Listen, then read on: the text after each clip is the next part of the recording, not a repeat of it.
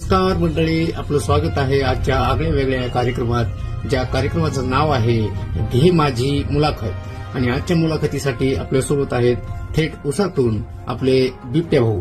तर बिबट्या भाऊ, सध्याची तुम्ही या महाराष्ट्रभर दहशत तुम्ही माजवली आहे, त्याच्याबद्दल काय सांगताल?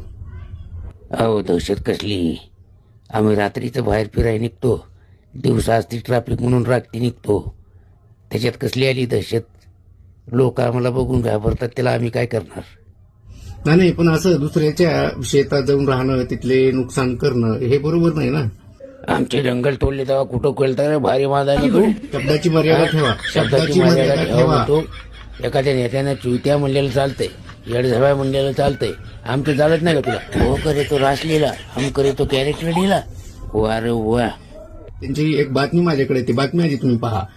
आणि यातच आता चक्क गावात बिबट्या येतो, त्यामुळे संबंधित गावातला मुलगा नको असं म्हणायची वेळ शिरूरकरांवर आली. आता सांगा, असं जर तुमच्यामुळं जर मुलांचे लग्न मोडत असतील तर काय उपयोग आहे? मग आधीच तर कुठं भेटणं झाली आणि तिथे भेटायची तर ते तुमच्या नावावर घेऊन मुली द्यायला तयार नाहीयेत, ते तुमची दहशत तिथं असल्यामुळे.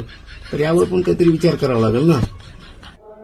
माझी महाराष्ट्रातील तमाम जनतेला हात जोडून नम्र विनंती आहे की लग्नाच्या मामल्यात आमचं नाव बदनाम करू नका.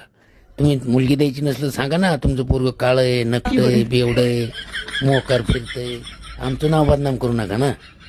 हो बिबट्या भाऊ, पण आता सरकारनं कडक कारवाईचे आदेश दिलेले आहेत. ह्या सरकारची धमकी मला तुम्ही देऊ नका.